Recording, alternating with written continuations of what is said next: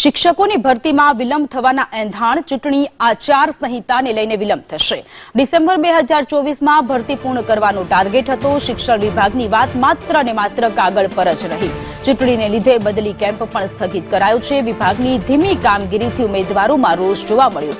Merit જાહેર કરવા આયોગ પાસેથી મંજૂરી માંગી છે। સૂત્રોના હવાલેથી આ માહિતી મળી રહી છે। 24,700 જગ્યા માટે ભરતી જાહેર કરી હતી। ડિસેમ્બર 2024માં ભરતી પૂર્ણ કરવા માટેનો જે નિર્ધાર કર્યો હતો તે હવે પૂર્ણ નહીં થાય, કારણ કે આચાર સંહિતાને લઈને શિક્ષણ વિભાગે જે વાતો કરી હતી તે હવે માત્ર ને માત્ર કાગળ પર જ રહી જશે। ચૂંટણીને લીધે બદલી કેમ્પ પણ સ્થગિત કરવામાં આવ્યો છે। વર્ષોથી પ્રાથમિક શાળાના શિક્ષકો કે જે લોકો બદલીની માંગ કરી રહ્યા છે તે કેમ્પ પણ સ્થગિત રહ્યો।